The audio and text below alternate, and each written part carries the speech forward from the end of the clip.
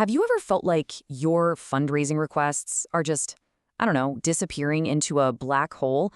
You're definitely not alone. So in this explainer, we're going to break down a really simple but powerful strategy to make sure your message is not just heard, but actually welcomed.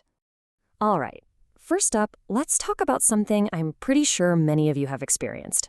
What I call the fundraising black hole. And man, is it frustrating. You know the feeling, right? You've done all the research, you've put together this absolutely perfect proposal, you hit send, and then crickets, just silence. It seriously feels like you're launching all your hard work straight into the void. But here's the thing that might surprise you. The problem usually isn't your proposal. Nope, it's the approach. More often than not, we're making what's called a cold ask, which is basically just a transaction. And it fails because it's missing that one absolutely essential ingredient, a human connection. So how do we fix this? How do we stop being so transactional? Well, it all comes down to a really simple rule, a 3-to-1 ratio that can completely change the game. And this right here is the heart of the whole strategy, the 3-1 touchpoint ratio. The rule is super simple. You should never, ever make a funding ask until you've made at least 3 positive, non-transactional touchpoints.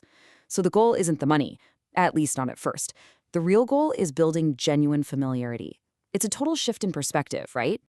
Just burn this ratio into your brain, 3-to-1. That's 3 moments where you give value, where you build a real connection for every single time you ask for something in return. And what's the result of all this? Well, by the time you actually do make the ask, you're not some stranger just showing up out of the blue. You're a familiar face, a respected organization. You've basically built the bridge before you need to cross it. Okay, that all sounds great in theory, but what do these non-ask touchpoints actually look like in the real world? Let's get practical and break down some examples.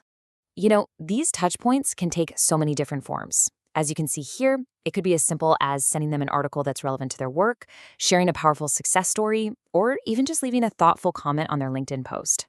But my absolute favorite on this list, inviting them to see your work in person and making it clear, no speeches, no asks. It's all about generously giving value with 0 strings attached. Okay, so the 3-to-1 ratio, super powerful, but if you really want to level this up, there's one more piece to the puzzle, a key player that almost everybody misses. Look, we're all laser focused on getting to the decision maker, right? The person who can actually say yes. But as the slide points out, they're usually shielded. They're really hard to reach. So here's the secret. The goal isn't to break down the wall. It's to build a relationship with the person who holds the key to the gate, the gatekeeper. The real strategy here is to see folks like the personal assistant, the grant administrator, or the receptionist, not as obstacles to get past, but as your potential allies. These individuals have so much institutional knowledge, they can give you context that is, and I mean this, absolutely priceless. Just imagine this for a second. You're about to send this big proposal focused on education. But because you've built a friendly professional relationship with an administrator, they give you a little heads up.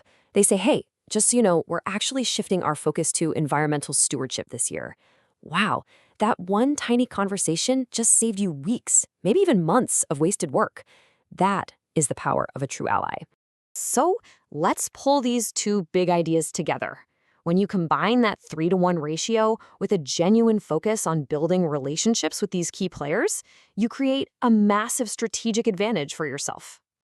It's really a triple threat. First, you build familiarity, so you're not a cold caller anymore. Second, you consistently offer proof of your amazing work, which demonstrates your value. And third, you get that crucial inside info that allows you to make sure your ask is perfectly timed and perfectly targeted. You're not just asking for money anymore. You're building warm, informed partnerships. So I want to leave you with this one final thought, which is really more of a challenge. What is one small, generous, non-ask touchpoint that you can make this week? No, seriously, think of one right now. Because that one single action, that could be the thing that starts to completely transform your fundraising.